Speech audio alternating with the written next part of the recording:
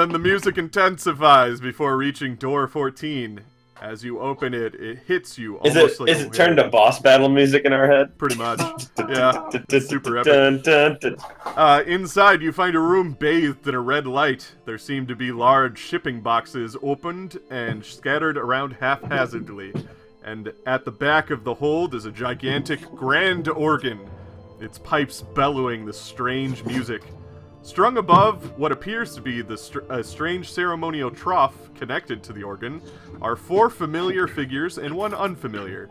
Chad Peterson, Miles Hardaway, Virginia Ridley, and unfortunately, Phyllis Barnes. No, Phyllis! It's a shame to see Phyllis up there. She must be the most recent, as she hasn't even been reported missing, and you just saw her recently. However, taking into account that each other person was reporting missing, the 5th must be the purser, Martin Dungus. They are all nude, their chests split open down the middle as they bleed into the trough, powering this horrible music device. Sitting at the organ, a familiar face to at least Reginald and Leigh, is Louis Stevenson. Reginald, roll for sanity. Does he look like a crab or a real boy? Looks like a real boy. Okay, I will spend the 1 luck it takes. Okay, that's fine. Roll a d4 still. 3. It's then when you realize the thing that was missing from your suitcase was the trophy you carved off of Louis. No! That was important! His back turned to you as he concentrates on playing the organ, but you're sure it's him. His white hair and even the lab coat you last saw him in are as plain as day. I've been expecting all of you, he says as he turns around to see you face to face. You notice the organ is still playing. Louis's hands appear to be missing? They've stayed behind to continue their dark work playing the organ.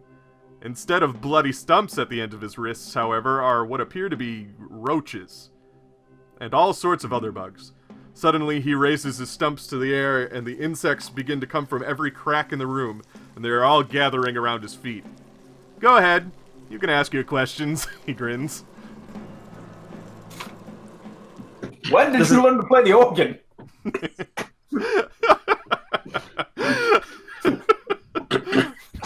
did you learn to play? I don't remember that being a major character trait.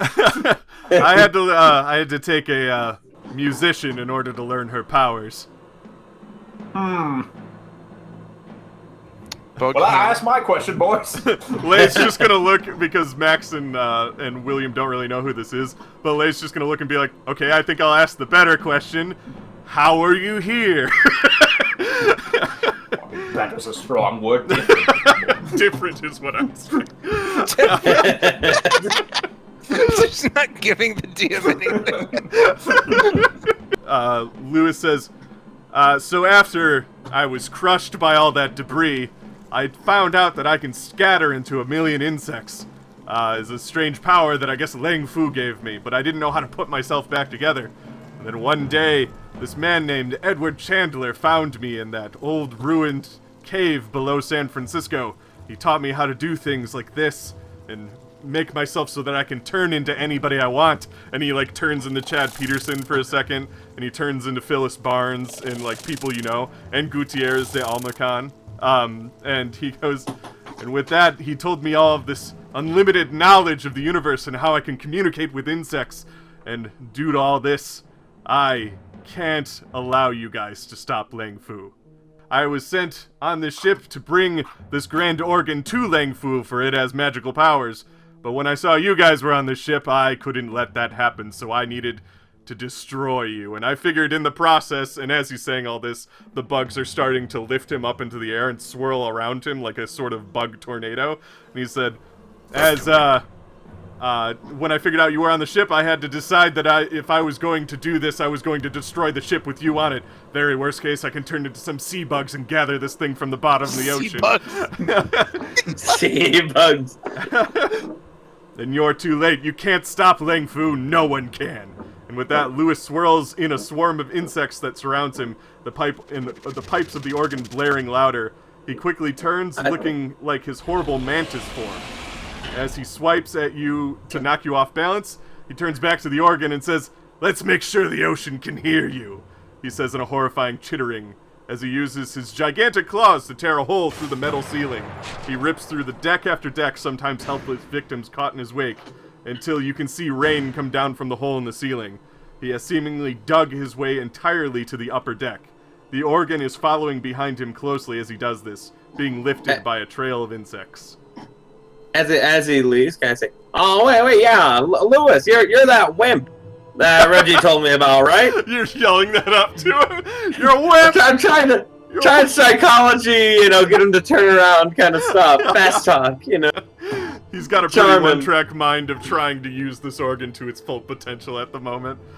But yes. Is the blood still like feeding the organ? Like this? Yeah, when he brought it up through the decks, he brought the trough and all the blood with it. Oh god. Well, we have to stop him, clearly. Well, shit. Can I? Oh yeah.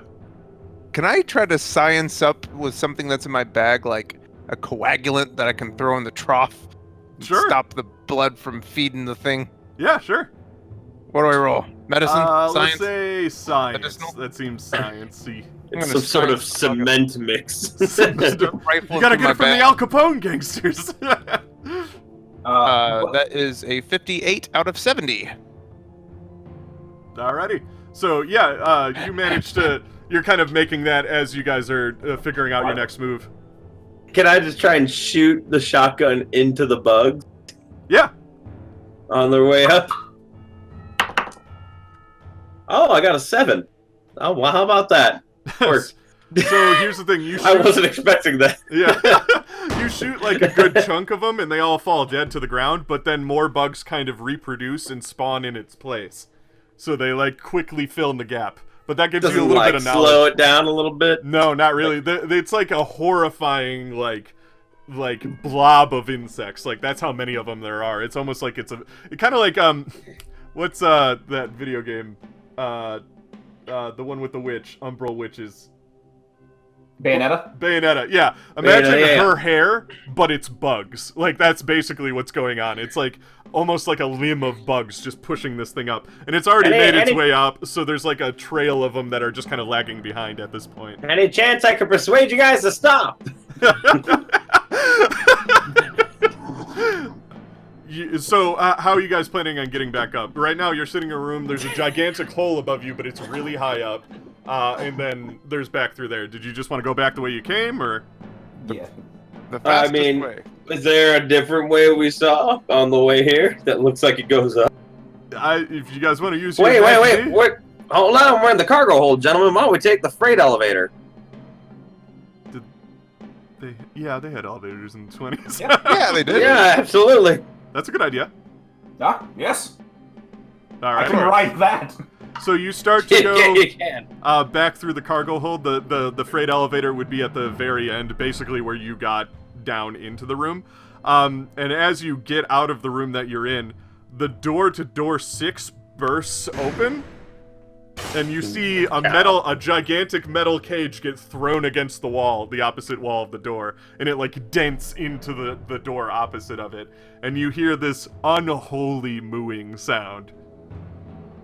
Just keep going. Circle of life, boys. So We either A, keep running, or B, Reggie, this is your time. Break in the stallion. Maybe we can use it. So from around the door, like really high up, I want to say maybe 12 feet up, like the back end of a cow grabs the door and pushes it open a little bit more. And then from around the corner comes this horrible kind of abomination that looks like 20 dairy cows being strung together by centipedes. But not like in a good way. It's like it's almost like a golem. Is that a good way, Papa? not in a way that like works super clipped. well, but basically It's getting clipped. yeah, it's getting clipped. It's cool. But like essentially, it's like a golem of cows being held together by centipedes, and the cows are all dead by this point. Like they're all like it's almost like a weird zombie husk of cows and bugs. And it turns the corner. The thing is like 12 feet tall and takes up almost the entire hallway. And it's like mooing as it's like doing all these weird movements, using cows as limbs and stuff to come towards you. But it's very, very slow. And it's like, I want to, because you were at door 14 and it's at door 6, so it's pretty far down there. Boys, what's the over-under on us And riding the freight elevator is the opposite direction, thank goodness. Of course! Why would it be hard to get to it? Is that the truth? Is it really the opposite direction? No. Of course God it damn. So are the stairs on the other side? I mean, the stairs and the cargo elevator have to be on different sides of There might be more that you room. that you haven't seen, because remember, there's hallways in between almost every single one of the sets of doors. So there's a chance that there's another way up, but you know of the one at the other end of it. Well, they kind of start looking for exits. I'm gonna gently put the coagulant in my bag. I'm gonna look for something flammable. I'm gonna try to Molotov cocktail the cow. You're gonna cook up some beef. You're looking for something flammable? I hand him a bottle of the Panther milk oil. Teamwork makes the dream work. Yes. Can I try to Molotov cocktail the cow? Yeah, of course. Okay. That's a good idea. What do I have to roll? What do you want me to roll? Let's see. So, probably. Well, you're just. How do you want to do it? Is anyone good at throwing? I mean, there's a lot of chemicals that are very flammable. I'll mix them up if someone else is better at like athletics than I am. I am not very good at throwing. Cannot. Wait, I'll roll it and then someone can shoot it. That I can do. Yeah. Hell yeah. All right. So I could medicine? convince it to roll further. Yeah. Roll medicine to Science? see. Science. Let's say science. To see if you make a good thing. 49, and my number is 70. So yeah. Nice. So you concoct like a thing, and you know that if these compounds were to be violently something to happen to them, they would react and explode. So what do you got that now? All right. I'm gonna try to roll this down at the giant cow monster's feet. If you can shoot it, it's gonna light it up on fire. With some Pull out the elephant gun and braised beef. And I'll roll spot hidden to try and find another way out while Sounds this is great, going yeah. on. If it's buying me time, yep. It's buying me time. Just buying you time. All right. Do I have to roll anything to roll it over there? Nah, I'm pretty sure you're capable of rolling. and I got a This is 61 from my for time TM. back at billiards. So 61 out of like 90. 90. Yeah. Okay, so you roll it down there, and it gets to the thing's feet. The thing's about to step on it with one of its cows, and then Reginald shoots it, of its and it goes, cows. and the thing just like explodes, and like 6 of the cows just like rip off of it and fly off into the background. The thing's reeling and it falls onto its back, but it can't seem to get back up for a second. And then the fire catches it, and it starts to catch on fire, but it's not dead yet. Now it's like on fire and like starting to kind of get back up. You can see some of the centipedes falling off of it as they're on fire. Yeah, now I'll throw a bottle of Panther milk at it. There it is. There it is. Wait, that'll make it stronger. It's mostly like that hair tonic oil, so it's just Oh, hot yeah. oil. We've gone over how many horrible things this thing can do. For sure. Do you want me to roll anything for it, or no? Rule of cool. No, it happens. Yeah. This is too good to pass up. So what do you do? What do I do when I throw it? So yeah, you just throw it right at it. While it's I on fire? I throw just on the pile of, like, I grab it like a grenade, I pull the cork out, and I just throw it. There it is. And then it There it just is. hits the thing, the glass shatters all over it, and it blows up way more than you'd probably expect it to. Because whatever was in there was very volatile. And it just goes and like just pieces of cow and like actual hamburgers just falling down from the sky. Actual hand. Buns and all. Buns and all. Just like but like it seems to set the thing on fire enough that like it stops moving. You can see whatever centipedes that were kind of controlling it at one point have decided to give up this. And there's like some running away that are on fire as they're skidding away. All the cows have just gone limp. There's just like, it smells like a burger joint. just all in there. But yeah, so the cows have the horrible cow monstrosity has been defeated. I look for the doctor and I say, have I mentioned this hasn't been approved for general consumption? I'll say to him, you've been letting your friend drink that. I mean, Well, you have to tame the beast to really gain its benefits. Alrighty, so with that, you guys take the freight elevator up. Unfortunately, it seems to stop after a certain floor, so it doesn't get all the way up. There must be something kind of like blocking it from the top. And as it gets to a certain floor, you see like a crab claw just jam into the top of the thing and try to start ripping it open like a can opener. But the door opens, and there's like a floor here that you can escape from. But yeah, there's a crab claw coming in through the roof, and then the door opens enough. Kick on the door, I suppose. well, boys, this is our floor.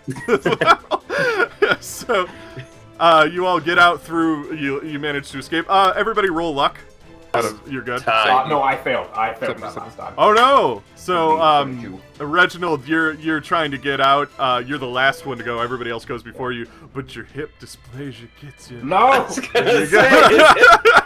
You got to get up, and right as you get up, a crab kind of swipes at your ankle, or at your leg, and it cuts the back of your leg pretty badly. And you yell as you pull it out, but then the elevator kind of... I grab him and I pull him the rest of the way Yeah, in. you get him out of the way, and the elevator falls to the bottom floor, and then the door closes. But, like, so you don't have to worry about the crab anymore, but his leg is, like, cut open pretty bad. I'm gonna pull out the phlebotomizer. It's time. Reginald, do you have a stick that you can bite on? Give me some of that. Give me some of that panther milk. Give me any left. Pull the cork out. Here you go, old chum. I'll take a sip and then bite on the cork. Medicine? Yeah, roll medicine. Fire. Do I roll an attack? Do I roll medicine? Yeah, Roll an exactly. attack. Sleight of hand to slip the poison. That's a 25 out of 80. Alrighty, so you managed to sew it up pretty good. Sounds worse than it feels. Yeah, it surprisingly doesn't feel bad because of the numbing agent that's in all those needles. So yeah, you did a good job. It's an intimidating piece of machinery that works pretty elegantly. That's the Yelp review of, or the Amazon review of your phlebotomizer. As I'm doing them up with it, I'm gonna say the real trick is getting the anesthesia to hit at the same time as the needles. Yeah, jeez. Well, the panther milk is a mild tranquilizer as well, I believe. Perhaps I can use it to enhance the design, as I put a bow in the suture. Just tighten it up. All right, so that's you probably wrap it up with something too that you have in your bag. I wouldn't say somebody rips their sleeve off, but you have a doctor's bag, and I'm sure it doesn't just have a phlebotomizer in it. Some gauze. So you wrap up his leg and everything. So that's good enough to go. He might need a little bit of help walking, but as you guys are kind of patching each other up, you can see down the hall. You're now on like what looks like some of the cabin quarters, so where people are staying and everything like that. And from down the hall, you see like 6 Al Capone gangsters with their Tommy guns out, just lighting up this crab monster, just lighting up the living hell out of this thing. It's like not really affected, but just the sheer amount of bullets that are being thrown at it. It's not doing whatever Sam's gun was doing and whatever Reginald's gun that Sam gave him was doing. But, like, just the sheer amount of force being thrown at this thing is enough to actually take it out. So you see a bunch of Al Capone gangsters like, yeah! Because they took one of them out. And the thing is, like, dead on the floor and not moving anymore. I just can't wait for like the door to open, like 12 more be behind them. Those they poor take one out. gangsters. Yeah. I could do that, but I really boys, like these you thought that was gangsters. good old fun? Wait, what? I said, well, boys, you thought that was some good old fun? Follow us. We'll take you to their leader. You got it, boss! Because they remember you. It's the one guy that you talk to. And it's like, yeah, we'll help you out. And then another crab just kind of comes up from the floor, like it guts through the floor. And, like, it takes out maybe 2 of them, but there's like 6 of them there. So it takes out 2 of them. They start shooting at it, but now it's kind of blocked them from being able to help you. They were so gung-ho about it, though. They were really going to do it. All right, yeah. When you're We're down really there, good you at know, doing it. to you. Follow us when you're done there. Finish up. Finish up. Get a move You on. just hear a bunch of gunshots and Whoa, screaming. no, don't worry. We'll wait. We'll wait. We'll wait. No rush. No rush. No rush. We won't eat without you. Don't worry. Patience is a virtue. Right? Maybe some appetizers. Alrighty, so that leaves you guys kind of open. So this looks like a final showdown. You remember when we fought that army of gorillas, Reggie? And Africa. Wildlands. An army. Well, I believe they thought you were one of their own, and I had to fight them off tooth and nail to get you back. Ah, yes. The mother had thrown me across her back, and I was shackled to her. I remember that. Gorilla milk isn't the same as panther milk. She would offend you. Not the same. Nope, doesn't taste good. This feels a lot like that, but the death a little more certain. So you guys start to go. Max, you're probably holding up Reginald to help him kind of move. He's not completely incapacitated or anything. We got him like one on each side. Trying to help exactly. him. He's just got to hop a little bit, so he's still all right. But and he could step on it a little bit, but just like it bleeds a little bit if he does. So he's trying to keep it light. You're going through the ship, and then you kind of you divert to the outside of the ship to try and go up the stairs from that way. There's debris and everything. A lot of the lifeboats have been taken. But you see across the way, there's like a pile of debris in the way, so you can't really, like, too much debris to kind of interact with it or anything. But a kind of cutscene happens, if you will. You exit the side of the ship where the life rafts are kept. There, beyond some debris, too far for you to do anything about, you can see Sam, Ginny, and Charlotte. Sam appears to be trapped underneath a large dead crab monster, and his leg is caught. Ginny is trying desperately to lift it, but it appears too heavy. Sam yells, "Harrison, use that fucking book you've been reading!" And Ginny responds, "Shut up, Vic! We don't know what it will do!"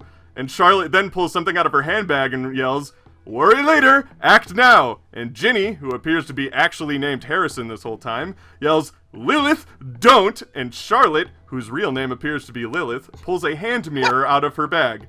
She punches it, shattering the mirror, and points it at the rubble. A bright blue light emerges from the hand mirror, and Harrison runs off to the side behind Lilith. Sam, whose real name apparently is Vic, looks in horror and then shields his eyes and lays flat on the floor of the deck, and a massive, lanky creature seems to crawl its way out of Lilith's hand mirror. Lilith grips the mirror with both hands, looking like she's using force, and the creature cuts the dead crab on top of Vic with ease. Then picks up the pieces like they're nothing and tosses it into the ocean. The thing roars, and then it turns back to Lilith. Lilith's concentration breaks for a moment, and the creature howls again, and then jumps off the side of the boat, seeming to turn invisible as it does. Vic scrambles to his feet, Harrison helping him up, and Lilith shouts, "You're welcome!" And Harrison and Vic look angry as they all get in the life raft and make their escape off the ship. Concerning. Something tells me there was more to that group than we were aware. I mean, can you throw me that mag? Can you throw me Come back! Wait! I'm having so much fun. You're doing a great job. I'm having a lot of fun.